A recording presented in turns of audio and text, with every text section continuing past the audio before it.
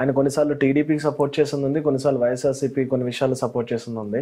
కానీ వాళ్ళు కామెంట్స్ చేసా కూడా ఏంటంటే ఈయన ఇటువైపు స్టాండ్ తీసుకుంటాడు అసలు ఏంటి అని చాలాసార్లు అడిగిన టైమ్స్ కూడా ఉన్నాయి. నేను ఎవరి పార్టీ కాదు, నేను అసలు ఈ పార్టీలో ఉండను, నాకు అవసరం కూడా లేదు. నాకు వీళ్ళు మంచి చేస్తే వీళ్ళు మంచి చేశారంటే, వాళ్ళు మంచి చేస్తే వాళ్ళు మంచి చేశారంట, అంత సింపుల్.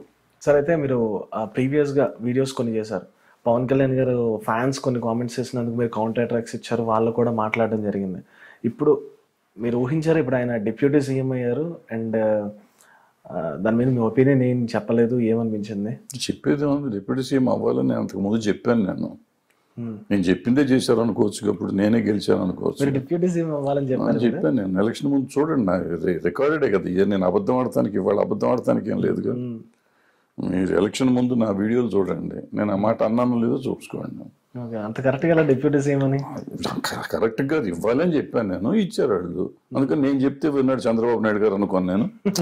అదే అమాయకత్వం. ఎందుకంటే అది అతని మీద నమ్మకం ఉన్న జనానికి వాళ్ళు కావాలనుకుంటారు, అది ఇస్తామని చెప్పండి అని కూడా చెప్పాను నేను. వాళ్ళు చెప్పకుండా ఇచ్చారు, సంతోషం. ఓకే ఓకే ఓకే అంటే మీకేమైనా లోపల న్యూస్ తెలుసు మీరు అన్న? అట్లేం కాదు. అంటే అప్పట్లో ఏంటంటే ప్రాబ్లం ఏంటంటే ఈ సామాజిక వర్గాలు ఇప్పుడు కమ్మ కాపు అంతా ఇప్పుడు వీళ్ళిద్దరు ఇప్పుడు కలిసి ఉండటం అనేది జరగలేదు. సో కాపుల్లో నమ్మకం కలగాలంటే ఆయనకి డిప్యూటీ సీఎం ఇస్తామంటే నమ్మకం కలుగుతుంది అనేది నా ఉద్దేశం. అందుకని నేను అనౌన్స్ చేస్తే బాగుంటుంది, మీరు కలవాలనుకోండి, లేదంటే విడిగా కాంటెస్ట్ చేయండి అన్నాం. కలిసి చేస్తున్నప్పుడు ఆయన డిప్యూటీ సీఎం అనౌన్స్ చేస్తే పోయి వచ్చేది ఏంటి అన్నాం. ఇప్పుడు అల్టిమేట్గా ఇచ్చారు కదా, అది నేను చెప్పింది అంతే. దాని పెద్ద తెలివితేటలు రాకెట్ సైన్స్ దీంట్లో ఏం లేదు. సరే.